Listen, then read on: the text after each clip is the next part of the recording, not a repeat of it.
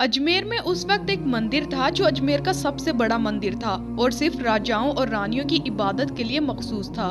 मंदिर के साथ ही एक तालाब था जिसका नाम अन्ना सागिर था। हिंदू उस तालाब के पानी को इंतहाई मुतबर्रिक ख्याल करते थे। उनका कीदा था कि जो उस तालाब में गुस्ल कर ले उसके सब गुनाह झड़ जाते हैं। कहते हैं उस मंदिर में रात को इतने चिराग जलते थे कि रात 3.5 मन तेल उन चिरागों में इस्तेमाल होता था। इर्द गिर्द कई देहात मंदिर के नाम थे, यानी उन देहात की आमदनी मंदिर पर खर्च होती थी।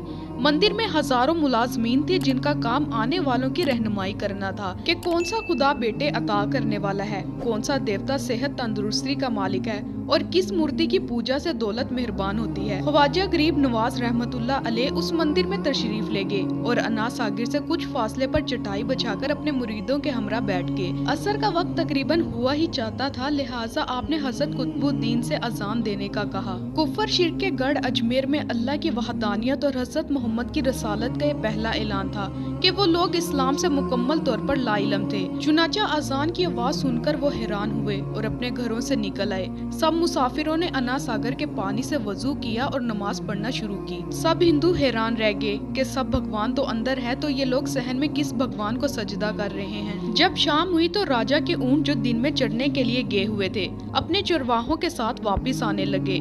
इत्तफाक से जहाँ हजरत ख्वाजा रहमतुल्लाह अलैह अपने साथियों के साथ बैठे हुए थे वो जगह राजा के ऊँटों के बैठने की थी। चरवाहों ने बाबा साहब से कहा, ऊँटों के बैठने की जगह खाली करो। आपने फरमाया, इतना मैदान पड़ा है, ऊँट तो कहीं भी बैठ जाएंगे, क्यों मुसाफिरों को तंग करते हो। वो ना माने और मुसलसल इसरार करते हुए ऊँट उसी जगह बैठेंगे। आखिर उन्होंने बहुत बदतमीजी से कहा, ये राजा के ऊँटों के बैठने की जगह है और इधर राजा के ऊँट ही बैठेंगे, तुम लोग कहीं और डेरा लगाओ। आखिर आपने उठते हुए हजरत कुतुबुद्दीन से फरमाया, उठो कुतुबुद्दीन, ये कह रहे हैं ये ऊँटों के बैठने की जगह है, तो चलो ऊँट ही बैठे रहे। ये कहकर आप अपने साथियों समेत वहाँ से उठ गए।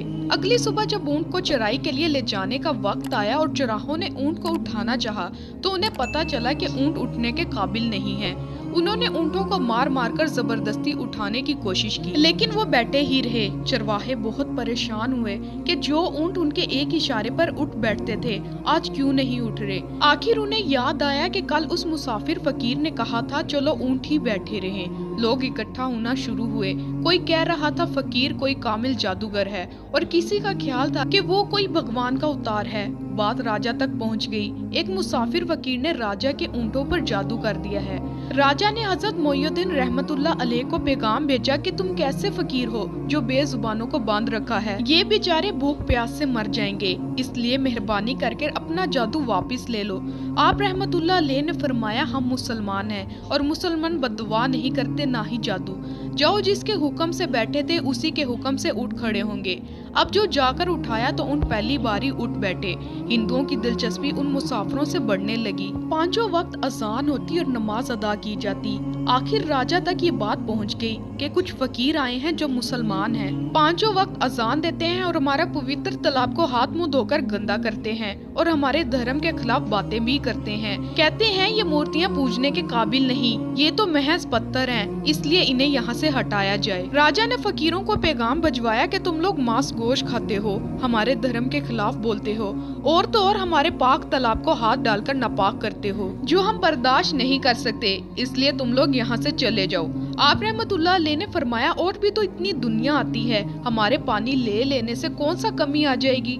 लेकिन वो कहने लगे कि वो सब हमारे धर्म के लोग हैं और तुम दूसरे धर्म के हो। आइंदा तुम लोगों ने तालाब को नापाक किया तो हम सख्ती से पेश आएंगे। आप रहमतुल्लाह अलैह ने हजरत कुतुबुद्दीन बुख्तियार रहमतुल्लाह अलैह से फरमाया, कुतुबुद्दीन शायद ये लोग आइंदा हमारे पानी लेने पर कोई फसाद बर्पा करें। जाओ एक मशकीज़ा पानी ले आओ ताकि जरूरत के वक्त कुछ पानी तो मौजूद हो। लिहाजा हजरत कुतुबुद्दीन रहमतुल्लाह अलैह ने उनसे फरमाया, चलो हम मशकीज़ा भर लेते हैं। वो शर्त मान गए कि तुम्हारा जिस्म पानी से ना छुए। हजरत कुतुबुद्दीन रहमतुल्लाह अलैह तालाब की सीढ़ियों पर जा बैठे और मशकीज़ा पानी में डुबो दिया।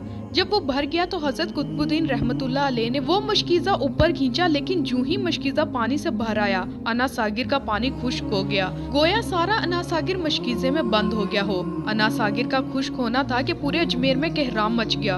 वो रो रहे थे कि हम जो गुनाहों की गठड़ियाँ लाते हैं और अन्ना सागिर में गुस्ल करके उनसे छुटकारा पा लेते हैं, अब हम गुनाहों का बोझ लिए किधर जाएंगे। सारे इलाके में खबर फैल गई कि मुसाफिर फकीर ने जादू के जोर से अन्ना सागिर को खुश कर दिया है। राजा इस नई सूरत हाल से बहुत परेशान हुआ। उसने अपने वजीरों को बुलवाया। सबने यही कहा कि फकीर या तो जादूगर या फिर वाकई कोई कामिल फकीर है। साथ ही वो परेशान हुए कि अजमेर की रौनक तो थी ही अन्ना सागिर के दम से।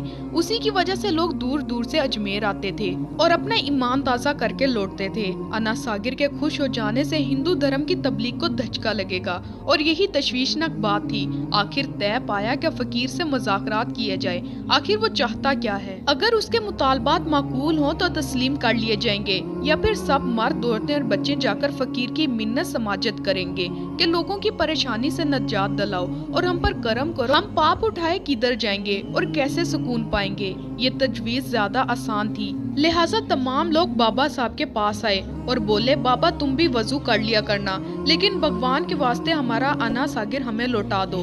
आपने हजरत कुतुबुद्दीन रहमतुल्लाह अलैह से फरमाया, जाओ कुतुबुद्दीन मशकीजा वापस तालाब में डाल आओ। यूं ही मशकीजा तालाब में उल्ट गया। अन्ना सागिर किनारों तक उछल आया। उस पानी से कई दिलों को धो डाला। हिंदू कौम की अपनी तारीखी किताबों में भी हिंदू मोरख इस बात को तस्लीम करते हैं कि उस शाम 32,000 हिंदू कलमा पढ़कर मुसलमान हो गए। उन हिंदुओं के मुसलमान हो जाने से हिंदू पंडितों और आम हिंदुओं में भी गम और गुस्से का तूफान उठ खड़ा हुआ। वो सोच में पड़ गई कि फकीर अगर कुछ दिन मजीद इधर रह गया तो देवी देवताओं का तो नाम लेने वाला कोई भी न रहेगा। लिहाजा लोगों ने राजा को मजबूर किया जल्द कुछ किया जाए। राजा ने मंदिर के बड़े पंडित रामदेव को बुलवाया और उसे बाबा साहब से मुनाजिर देखकर जल्दी से जल्द उन्हें शिकस्त देने और अजमेर से बाहर निकाल देने का हुक्म दिया। रामदेव अपने वक्त का माना हुआ पंडित था, जिसकी इल्मी काबिलियत की दूर दूर तक धूम मची हुई थी। उसने राजा को यकीन दिलवाया कि जल्दी राजा कोई अच्छी खबर सुनेगा। राम बाबा साहब रहमतुल्लाह अलैह के पास आया और उल्टे सीधे सवालात करना शुरू किया। बाबा साहब ने खामोशी इख्तियार किए रखी। जब राम ने हद से बढ़कर शोर मचाया तो बाबा साहब रहमतुल्लाह अलैह ने उसकी तरफ आंख उठाई और मुस्कुरा कर फरमाया, राम तू शोर मचा रहा है और मैं तेरे माथे पर ईमान का नूर चमकता देख रहा हूँ। इस निगाह और लहजे में क्या जादू था कि राम कदमों पर गिरा और रोते हुए बोला, बाबा जिस धर्म के तुम हो उसी धर्म में मुझे भी शामिल कर लो। सब लोग जो मुनाजरा देखने आए थे इस काया पलट पर हैरान थे और राम जो बाबा को शिकस्त देने आया था और खुद मफ्तूह हो चुका था।